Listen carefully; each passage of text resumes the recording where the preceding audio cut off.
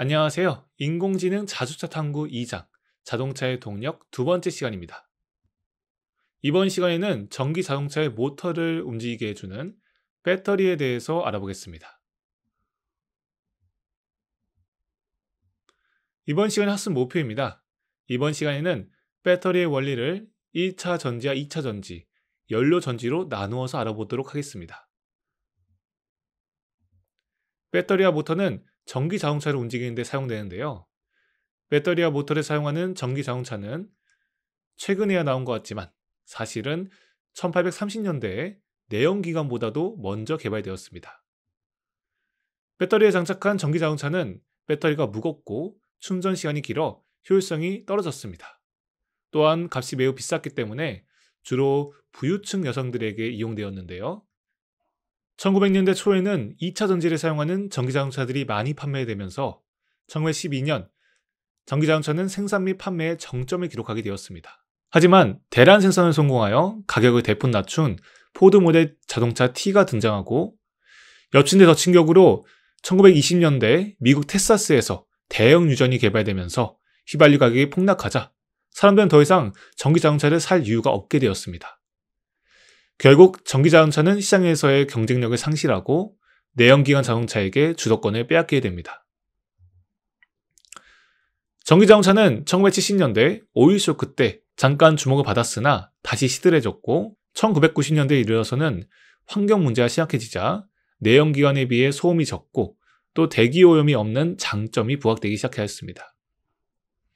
오늘날에는 자율주행 기술과 접목되면서 더욱 주목받고 있습니다.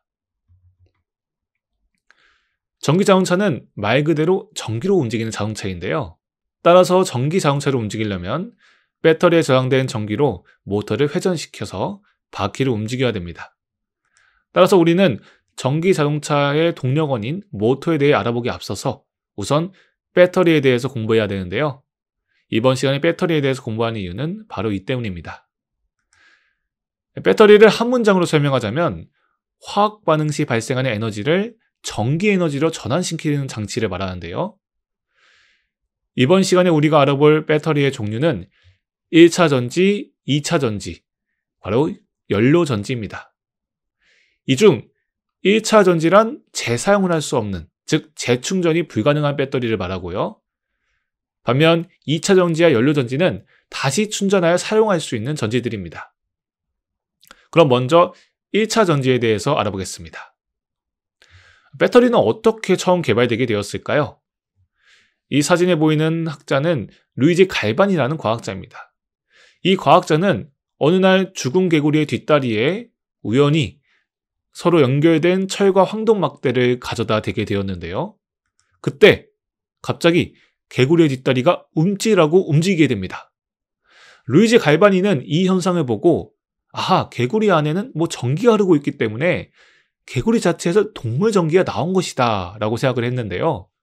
하지만 지금 그림에 보이는 알렉산드로 볼타라는 학자의 생각은 달랐습니다. 볼타는 개구리에서 전기가 나온 것이 아니라 개구리는 단지 매개체일 뿐이고 중요한 것은 철과 황동과 같은 금속의 화학 반응이라고 생각하였는데요. 이를 증명하기 위해 볼타는 한 가지 실험을 진행합니다. 바로 그림과 같이 아연 금속과 구리 사이에 개구리와 같이 매개체 역할을 하는 소금물에 적신 천을 끼워서 일렬로 연결한 장치를 만든 것인데요. 장치의 맨 위쪽 아연과 맨 아래쪽 구리를 도선으로 연결하자 강한 전기가 발생하게 됩니다. 개구리에게서 동물 전기가 발생하였다는 갈바니의 주장은 틀렸고 금속과 소금물의 화학 반응에서 전기가 발생했다는 볼타의 주장이 옳았다는 것이 과학적 사고를 통해 증명된 것이죠. 이렇게 볼타는 전전기 수준을 벗어나 전기를 본격적으로 이용할 수 있는 최초의 배터리인 볼타 전지를 개발하게 됩니다. 그리고 이 볼타의 업적을 기리기 위해서 오늘날 우리가 사용하는 전압의 단위를 220V, 380V와 같이 볼트라고 부르고 있습니다. 그렇다면 볼타 전지의 원리는 어떻게 될까요? 간단히 그림을 통해서 알아보도록 하겠습니다. 볼타 전지는 서로 다른 두 금속판과 전해질 용액의 화학 반응을 활용하여 전기를 만들어내는데요. 그림은 물구 환상을 사용한 볼타 전지의 원리를 나타낸 것입니다. 그림과 같이 황산은 물에 녹으면 이온화되어 수소 이온과 황산화 이온으로 나눠지게 되는데요. 이때 이온화된 황산에 아연판과 구리판을 넣고 도선으로 연결시킨 것이 바로 볼타 전지입니다. 이렇게 되면 아연은 구리보다 전자를 더 쉽게 잇는 성질이 있기 때문에 전자를 두 개 잇고 아연 이온이 되어 물속으로 빠져나가게 되는데요. 이렇게 만들어진 전자는 도선을 따라 반대편 금속인 구리로 이동하게 됩니다. 그리고 전자를 잃어 양이온이 된 아연 이온은 같은 양이온인 수소 이온을 구리 쪽으로 밀어내게 됩니다. 아연 이온에 의해 밀려난 수소 이온은 구리판 쪽으로 건너간 전자와 만나 결합하게 되는데요. 전자와 결합한 수소 이온 두 개가 결합하면서 수소 기체가 발생하고 이 수소 기체는 구리판에 달라붙게 됩니다. 이 과정이 계속 반복되면서 전자가 아연에서 구리로 흐르게 되면 전자의 흐름인 전기가 발생하게 되는데요. 이때 전류는 전자의 이동 방향의 반대 방향이기 때문에 반대 방향으로 흐르게 되고 아연은 마이너스 금속이 구리는 플러스 금속이 됩니다. 그런데 시간이 계속 흐르게 되면 수소 기체가 구리 전극 표면에 계속 쌓이게 되는데요. 그렇게 되면 그림에서 보는 것 같이 수소 이온이 전자와 결합하는 것을 방해하게 됩니다. 그 결과 전압이 떨어지는 분극 현상이 발생하게 되는 것이죠. 앞서 살펴본 것처럼 볼타 전지의 원리는 전자를 잇는 성질, 즉 이온화되는 경향성이 다른 두 금속을 전해질에 넣어 발생하는 화학 반응을 이용해 전기를 생성하는데요. 이러한 원리는 볼타 전지뿐만 아니라 대부분의 배터리에서도 활용되고 있습니다. 따라서 배터리는 음극과 양극에 어떤 금속을 사용하는지, 그리고 어떤 전해질을 이용하는지에 따라 구분할 수 있습니다. 볼타가 볼타 전지를 개발한 후 1863년 영국의 화학자 존 프레더릭 다니엘은 볼타 전지의 문제점이었던 분극 현상을 해결한 다니엘 전지를 개발합니다. 다음 그림은 다니엘 전지의 구조와 원리를 나타낸 것인데요. 그림에서 볼 수 있듯이 다니엘 전지는 황산 아연 수용액에 아연 전극을 넣고 환산 구리 수용액에 구리 전극을 넣은 다음 염다리로 연결하는 방식으로 설계되어 있습니다. 이 다니엘 전지는 수소 기체가 발생하지 않기 때문에 분극 현상이 발생하지 않습니다. 다니엘 전지의 원리를 간략하게 알아보겠습니다. 환산 아연에 있는 아연 금속이 전자를 잃고 이온화되면 전자가 반대쪽으로 넘어가게 되는데요. 반대쪽으로 넘어간 전자가 구리 이온과 결합해 구리 금속으로 석출되는 원리로 전자가 흐르게 됩니다. 이때 염다리는 이온화된 물질만 통과하게 하여 양쪽 수용액의 이온 농도를 균형 있게 맞춰주는 역할을 합니다. 이러한 다니엘 전지는 분극 현상을 해결하여 당시 통신기기에 안정적인 전류를 공급하는 데 큰 기여를 하였습니다. 1830년대 다니엘 전지가 개발되면서 다니엘 전지를 활용한 전기 자동차들 또한 개발되기 시작하였는데요. 하지만 재충전이 불가능한 1차 전지를 활용한 전기차들은 연구 목적의 프로토타입에 불과하였고 대량 생산으로는 이어지지 못하였습니다. 다음으로는 2차 전지에 대해서 알아보겠습니다. 2차 전지는 1차 전지와 달리 재충전이 가능한 배터리를 의미하는데요. 2차 전지는 어떤 금속을 사용하는지에 따라 다음의 표와 같이 다양한 종류로 구분됩니다. 현대의 전기자동차는 재사용이 가능한 2차 전지를 사용하고 있는데요. 최근 현대자동차의 아이오닉 9을 비롯한 국내산 전기자동차에는 리튬 이온 배터리가 주로 사용되고 있습니다. 상업용으로 출시된 최초의 2차 전지는 1859년 프랑스의 물리학자 가스통 플랑테가 납과 한산을 사용하여 제작한 납산 배터리인데요. 초창기 전기자동차들은 납산 배터리를 장착하여 움직였습니다. 다음의 그림은 1882년 프랑스의 귀스타브 트루베가 개발한 전기자동차인데요. 오늘날에도 자동차에 시동을 걸거나 자동차 안에 있는 전기장치들의 전기를 공급하는 용도로 납산 배터리가 사용됩니다. 여러분이 차 안에서 바람을 쐬기 위해 자동차의 창문을 내릴 때 사용되는 게 바로 납산 배터리인 것이죠. 가스통이 개발한 낫산 배터리에 이어 1899년 스웨덴의 화학자 발데마르 융러는 낫산 배터리보다 우수한 니켈 카드뮴 배터리를 발명합니다. 니켈 카드뮴 배터리는 양극으로는 니켈 옥시 수산화물을, 음극으로는 카드뮴을, 전해질로는 수산화 칼륨 수용액을 사용한 배터리인데요.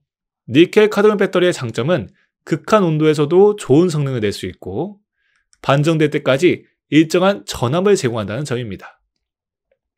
하지만 니켈 카드뮴 배터리는 배터리가 완전히 반정되지 않은 상태에서 다시 충전하게 되면 배터리의 총량이 줄어드는 현상인 메모리 효과가 발생한다는 치명적인 문제점이 있는데요. 메모리 효과란 배터리를 다 쓰지 않은 상태에서 일부만 충전하고 또 다시 쓰기를 반복하다 보면 실제 배터리의 총 용량이 줄어드는 현상을 말합니다. 다음에 그림과 같이 배터리를 100% 충전했다가 80%만 쓰고 20%를 남겨둔 채 충전하게 되면 배터리가 80%를 기본 용량으로 기억하게 되는 것입니다. 이러한 과정이 반복되다 보면 배터리의 총량이 점점 줄어들면서 배터리의 성능이 떨어지게 되죠. 따라서 니켈 카드뮴 배터리는 메모리 효과가 발생하기 때문에 배터리를 완전히 반정시킨 후 충전해야 메모리 효과를 방지하고 배터리의 성능을 유지할 수 있습니다. 1960년대 일본 전자회사 상요에서는 양극에서 발생하는 산소가스를 음극에서 흡수하여 광충전에 의한 가스 발생을 막도록 밀폐하는 밀폐형 배터리를 개발하였는데요. 이렇게 원통형으로 밀폐된 니켈 카드뮴 배터리는 오늘날에도 무전기나 응급 의료장비, 전문가용 비디오 카메라, 전동 공구 등 충전된 양을 다 쓸 때까지 일정한 전압을 유지해야 되는 기기에서 주로 쓰이고 있습니다. 1900년대 초에는 효율이 떨어지는 낫산 배터리를 사용한 직류 모터로 움직이는 전기 자동차들이 팔리기 시작하였는데요. 이때 에디슨은 10년간 5만 번의 실험을 거듭하면서 낫산 배터리보다 가벼우면서 한 번 충전한 것으로 멀리 주행할 수 있는 니켈 철 배터리인 에디슨 전지를 개발합니다. 니켈 철 배터리는 수산화 칼륨 수용액에 니켈 산화물을 양극으로, 철을 음극으로 사용한 배터리인데요. 니켈 철 배터리인 에디슨 전지는 에너지의 밀도가 높고 충전 시간이 짧아 전기자동차의 배터리로 쓰이기에 적합하였습니다. 1900년에 개발된 에디슨 전지는 생성된 에너지의 75%를 전기자동차의 구동력으로 사용할 수 있었는데요. 오늘날 전기자동차 하면 떠오르는 테슬라 회사의 테슬라 모델 S의 효율이 88%인 점을 감안하면 상당히 우수한 성능의 배터리였음을 알 수 있습니다. 앤더슨 전기 자동차 회사는 1912년도부터 에디슨 전지를 생산하였고 에디슨 전지를 탑재한 전기차인 디트로이드 일렉트릭을 판매하였는데요. 디트로이드 일렉트릭은 1939년까지 13,000대가 생산되었으며 내연기관보다 조용하고 냄새가 적어서 주로 부유층 여성들에게 사용되었습니다. 에디슨 전지는 극한 환경에서도 최소 20년 이상 수명을 유지할 정도로 견고하고 내구성이 뛰어났는데요. 하지만 당시 포드 자동차 회사에서 내연기관 자동차인 포드 모델 T를 대량 생산하면서 자동차 시장을 선점하지 못하고 주도권을 빼앗기게 됩니다. 니켈철 배터리의 단점은 배터리를 충전하는 과정에서 전해질에서 수소가스가 발생한다는 점인데요. 이 때문에 환기가 잘 안 되는 곳에서 배터리를 충전하게 되면 수소가스의 농도가 짙어지면서 폭발할 위험이 있습니다. 하지만 최근에는 이때 발생하는 부산물인 수소를 오히려 연료전지의 연료로 사용할 수 있기 때문에 니켈철 배터리를 수소 생산 장치로 사용하거나 수소 연료 전지 자동차의 보조 배터리로 사용하려는 연구가 진행되고 있습니다. 또한 최근에는 친환경 재생에너지 시스템의 전기 저장 장치로도 니켈철 배터리가 주목받고 있습니다. 다음으로 살펴볼 배터리는 니켈 수소 배터리인데요. 니켈 수소 배터리는 양극에는 니켈 산화물을, 음극에는 카드뮴 대신 수소 저장 합금을 사용하는 2차 전지입니다. 니켈 수소 배터리는 니켈 카드뮴 배터리보다 환경 친화적이고 용량이 더 크며 메모리 효과도 적지만 우리가 뒤에 살펴볼 리튬이온 배터리보다는 에너지 효율이 낮기 때문에 전기차에는 잘 사용되지 않습니다. 다음으로 리튬이온 배터리에 대해 알아보겠습니다. 리튬이온 배터리는 리튬이온을 전화 운반체로 사용하는 2차 전지인데요. 그림에서 볼 수 있듯이 리튬이온 배터리는 반전, 즉 전기를 내보낼 때는 리튬이온이 음극에서 양극으로 이동하여 전류를 흐르게 하고, 충전할 때는 반대로 리튬이온이 양극에서 음극으로 제자리에 찾아가는 원리로 작동합니다. 리튬이온은 스텔링 휘팅엄이 핵심 원리를 개발하고, 존 구리너프는 리튬이온의 핵심 소재를 발명하였고요. 요시노 아키라가 리튬이온 배터리를 상용화하는 데 성공하면서 발전하였습니다. 이 3명의 학자는 모두 2019년에 노벨 화학상을 공동으로 수상하게 됩니다. 원통형 리튬이온 배터리는 그림과 같이 1차 전지인 알칼리 배터리와 형태가 유사한데요. 그림을 보면 배터리에 18650, 2170, 4680 이렇게 숫자가 적혀 있음을 알 수 있습니다. 이는 각 배터리의 원기둥의 지름과 길이를 뜻하는 것인데요. 18650 리튬이온 배터리의 경우에는 지름이 18mm, 길이가 65mm인 배터리를 의미합니다. 테슬라의 전기자동차 테슬라 모델 S는 원통형 리튬이온 배터리를 길게 이어붙여서 사용하였는데요. 테슬라 모델 S는 다음의 그림과 같이 18650 배터리 440개를 붙여 고용량 리튬이온 축전지 모듈을 만들고, 이 모듈들을 차량 바닥에 설치하는 방식으로 설계되었습니다. 총 16개의 모듈이 사용되었기 때문에 테슬라 모델 S 전기자동차 한 대에는 총 7104개의 18650 배터리가 사용되었습니다. 테슬라 전기차 회사는 테슬라 모델 3에서 용량이 더 커진 2170 배터리를 적용하였는데요. 모델 3에서는 2976개 또는 4416개의 배터리가 장착되었습니다. 그 다음 출시된 테슬라의 사이버 트럭에는 용량이 더 커진 4680 배터리가 탑재되었습니다. 그런데 사실 전기자동차에는 테슬라에 쓰인 원기둥 배터리보다는 좌측 그림과 같이 넓적한 파우치형 배터리나 각형 배터리가 더 많이 사용되는데요. 그런데 왜 테슬라는 원기둥 형태의 리튬이온 배터리를 길게 이어붙이는 방법을 사용한 것일까요? 그 까닭은 우리가 저번 시간에 배운 공학적 사고 전략 중 경제성 판단과 최적화를 통해 배터리를 더 안정적으로 공급받을 수 있는 방안을 고민했기 때문입니다. 전기차를 만들 때에는 배터리의 비용이 많이 들기 때문에 전기자동차뿐만 아니라 다른 곳에서도 널리 쓰이는 제품을 선택해야지 배터리 업체의 주도권을 빼앗기지 않을 수 있습니다. 만약 내가 생산하는 전기자동차의 배터리를 생산할 수 있는 곳이 적다면 배터리 업체의 힘이 강해질 수밖에 없겠죠. 원통형 리튬이온 배터리는 노트북이나 전기자전거 등 이미 많은 영역에서 사용되고 있기 때문에 대량 생산할 수 있는 설비가 충분하였습니다. 따라서 테슬라는 각형이나 파우치형 배터리보다 더 낮은 가격으로 더 많은 양의 배터리를 생산할 수 있는 원통형 리튬이온 배터리를 사용하였기 때문에 생산 비용을 절감할 수 있었습니다. 리튬이온 배터리는 현재 2차 전지의 대명사일 정도로 많이 사용되지만 몇 가지 문제점이 있는데요. 첫 번째로는 리튬이온 배터리는 액체 전해질을 사용하기 때문에 전해질이 새어나오는 전해질 누액이 발생할 수 있다는 문제점이 있습니다. 또한 금속 케이스를 사용하므로 다른 배터리보다 상대적으로 무겁습니다. 가장 큰 문제점은 리튬이온 배터리가 과충전되거나 혹은 과반전되었을 때, 또는 강한 외부 충격을 받게 되면 내부 단락으로 인해 화재나 폭발 위험이 있다는 점인데요. 최근에 나오는 대부분의 제품에서는 이를 방지하기 위해 과충전이나 과방전을 방지하는 장치가 있지만 값이 싼 일부 제품에는 그런 장치가 없는 경우도 있기 때문에 주의해야 합니다. 이러한 리튬이온 배터리의 단점을 해결하고자 나온 것이 바로 리튬 폴리머 배터리인데요. 리튬 폴리머 배터리는 리튬이온의 이러한 문제점을 개선한 배터리로 액체 대신 고분자의 젤이나 고체 전해질을 사용하고 있습니다. 또한 필름 소재 케이스를 사용해 매우 얇고 가벼운데요. 또 외부 충격에도 리튬이온 배터리보다 훨씬 안전하다는 장점이 있습니다. 마지막으로 살펴볼 2차 전지는 리튬 인산철 배터리인데요. 리튬 인산철 배터리는 양극 재료로 리튬 인산철을 사용하여 높은 안정성과 긴 수명을 가지도록 한 것입니다. 리튬 인산철 배터리는 에너지 밀도가 낮고 무겁다는 단점이 있지만 값이 매우 저렴하기 때문에 경제성이 높은데요.